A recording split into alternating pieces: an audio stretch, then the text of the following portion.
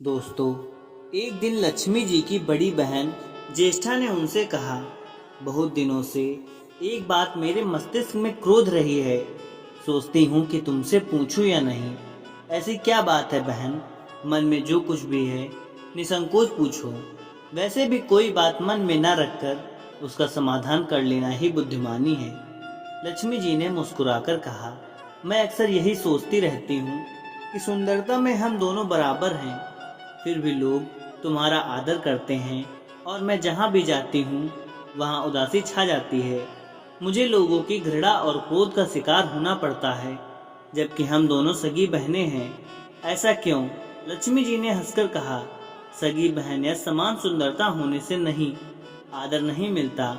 उसके लिए अपने को कुछ भी करना चाहिए। लोग मेरा आदर इसलिए करते हैं क्योंकि मैं उनके घर पहुँचते ही सुख के साधन जुटा देती हूँ। संपत्ति और वैभव से आनंदित होकर लोग मेरा उपकार मानते हैं, तभी मेरी पूजा करते हैं। उधर तुम्हारा यह हाल है कि जिसके यहाँ भी तुम जाती हो उसको गरीबी, रोग और आपदा सहनी पड़ती है। इसी वजह से लोग तुमसे घृणा करते हैं। कोई आदर नहीं करता। आदर पाना है तो दूसरों को सुख पहुँचाओ। ज्येष्ठा को लक्ष्मी की बात चुभ गई। उन्हें लगा कि लक्ष्मी की अपनी महिमा का अभिमान हो गया है। उन्होंने तड़प कर कहा, लक्ष्मी, तुम मुझसे हर बात में छोटी हो, अवस्था में भी और प्रभाव में भी। मुझे उपदेश देने का विचार न करो। अगर तुम्हें अपने वैभव का अहंकार है तो मेरे पास भी अपना एक वैभव है। मैं जब अपनी पर आ जाऊं तो तुम्हारे करोड़पति भक्त को भी पल भर में भिखारी बना दूं। लक्ष्मी जी को हंसी आ गई और कहने लगी, बहन, तुम बड़ी हो इसलिए कुछ भी कह लो, लेकिन जहाँ तक प्रभाव की बात है मैं तुमसे कम नहीं हूँ। जिसको तुम भिखारी बनाओगी उसे मैं दूसरे दिन रंग से फिर राजा बना दूंगी। मेरी महिमा का अभी तुम्हें पता ही कहाँ है, और तुम्हें भी मेरी महिमा का पता नहीं है। जिसकी तुम सहायता करोगी उसे मैं दाने दाने के लिए भी मोहताज कर दूंगी। देखो बहन, दाने दाने के लिए तो तुम उसे मोहताज कर सकती हो जिससे मैं रूठ जाऊं। जिसके सिर पर मेरा वरदस्त ना हो उसका तुम कुछ नहीं बिगाड़ सकती हो, परंतु जिस पर मेरी कृपा दृष्टि है उसका कोई भी बाल बाका नहीं कर सकता। अगर तुम अपना प्रभाव दिखाने को इतनी उतावली हो रही हो तो कल अपना प्रभाव दिखाकर देख लेना। ठीक है, बोला। कहाँ चलें? दूर क्यों जाएं? पास ही अनुराधापुर है।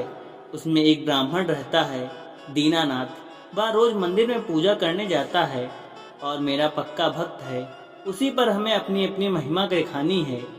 ज्येष्ठा को ताव आ गया। उन्होंने हाथ झटकर कहा, ठीक है, देख लेना, कल तुम्हारा सिर ही झुक जाएगा।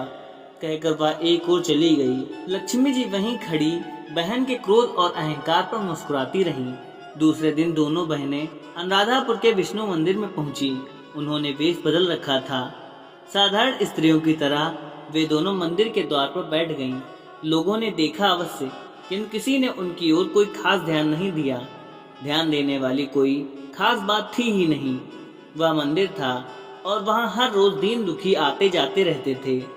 वहां आने वाले सभी किसी न किसी परेशानी में घिरे रहते थे। फिर भला उन्हें किसी दूसरे की परेशानी से क्या सरोकार हो सकता था। थोड़ी देर बाद वहां दीनू पंडित आया। दोनों बहनों की नजरें उस पर जम गई। पूजा करके वह जब लौटने लगा तो ज्येष्ठा ने कहा, लक्ष्मी, वह तुम्हारा भक्त आ रहा है, बन पड़े तो कोई सहायता करो। हाँ, करती हूँ, कहकर लक्ष्मी जी ने एक पोला बांस दीनू के रास्ते में रख दिया जिसमें मोहरें भरी हुई थी। ज्येष्ठा ने बांस को छूकर कहा, अब तुम मेरा प्रभाव भी देख लेना। पूजा करके लौट रहे दीनू ने रास्ते में पड़ा हुआ वह बांस का टुकड़ा उठा लिया। उसका विचार था कि वह किसी काम आ जाएगा। घर में 100 जरूरतें होती हैं।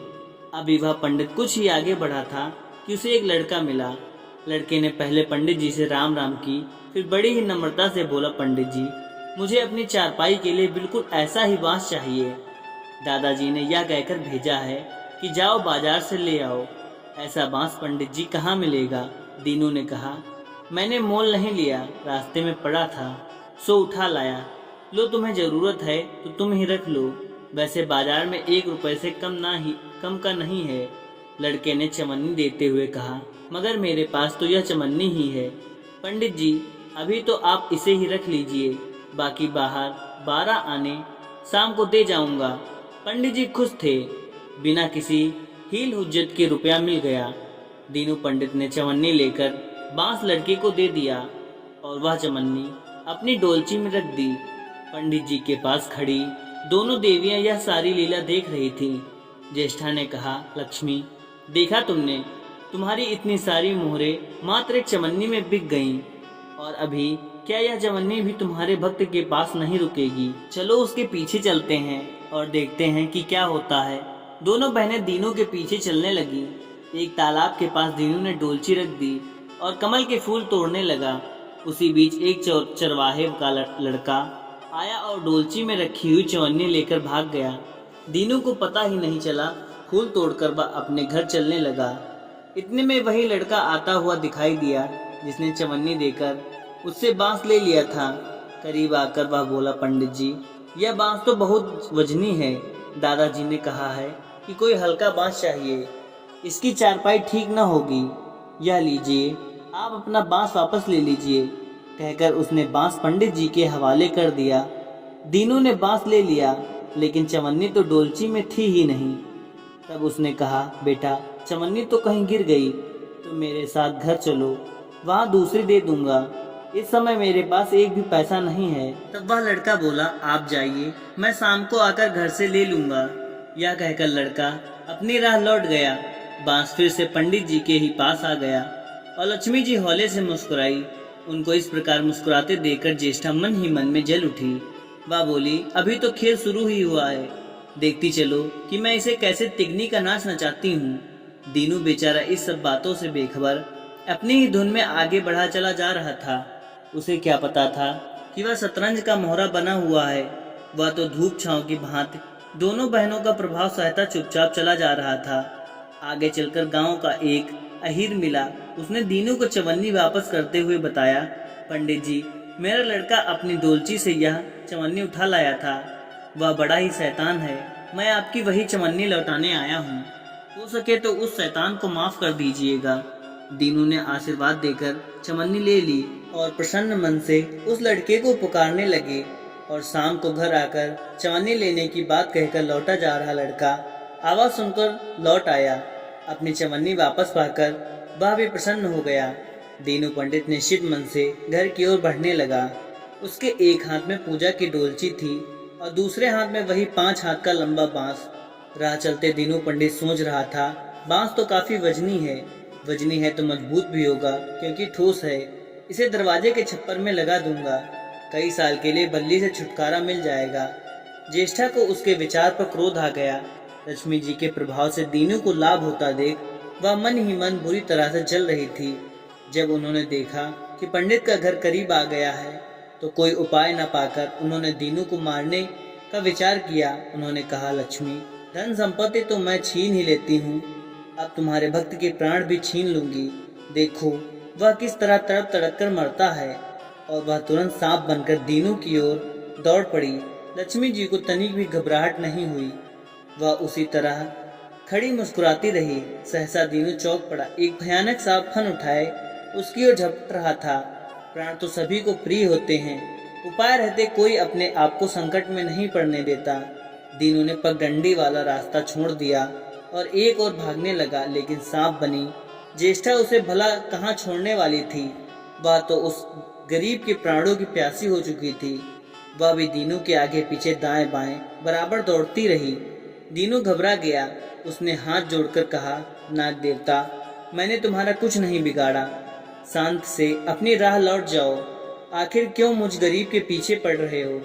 व्यर्थ में किसी ब्राह्मण को सताना अच्छी बात नहीं है। लेकिन वह नाग तो ज्येष्ठा का रूप था जो दीनू को किसी भी तरह ढसना चाहता था। प्रार्थना पर कुछ भी ध्यान न देकर वह सांप एक बार की फुंकार हुआ, झपटा। पर दीनू ने देखा कि बिना संघर्ष किए अब जान नहीं बचेगी, तो उसने प्राण रक्षा के लिए मजबूरन जोर लगाकर वही बांस सांप के ऊपर दे मारा। धरती से टकराते ही बांस के 2 टुकड़े हो गए और उसके भीतर भरी हुई मोहरें खनखनाकर बिखर गईं, जैसे लक्ष्मी जी हंस रही हूँ। दीनू के मुंह से हर्षपूर्वक चीख सी निकली, अरे थोड़ी देर के लिए वह ठगा सा खड़ा आंखें फाड़े उन मोहरों की ओर देखता रहा। एक पल के लिए तो वह सांप को भूल ही गया, परंतु फिर जैसे उसे झटका सा लगा, सांप का ध्यान आते ही उसने उसकी ओर गर्दन घुमाई तो देखा कि बांस की चोट से सांप की कमर टूट गई थी और वह लहूलुहान अवस्था में झाड़ी की ओर भागा जा रहा था। दूसरे छड़वा मोहरों पर लौट गया और कहने लगा, तेरी जय हो लक्ष्मी माता, जीवन भर का दरिद्रता आज दूर हो गई। तेरी महिमा कौन जान सकता है। चलो अब घर में बैठकर तुम्हारी पूजा आरती करूँगा। और फिर जल्दी जल्दी उसने सारी मोहरें अंगोछे में बांध दी और लंबे लंबे कदमों से घर की ओर चल दिया। पीछे एक पेड़ की छाया में खड़ी लक्ष्मी अपनी बहन ज्येष्ठा से मुस्कुराकर पूछ रही थी, कहो बहन, सच बताना, बड़प्पन की थाह मिली कि अभी नहीं? बड़प्पन किसी को कुछ देने में ही नहीं, उसे छीनने में नहीं। ज्येष्ठा ने कोई उत्तर नहीं दिया, वह चुपचाप उदास खड़ी रही। लक्ष्मी जी ने उनका हाथ पकड़कर कहा, फिर भी हम दोनों बहनें हैं, जहाँ भी रहेंगी साथ ही रहेंगी। तो दोस्तों, आपको यह कहानी कैसी लगी? अगर वीडियो अच्छी लगी एक लाइक शेयर अवश्य करें। धन्यवाद।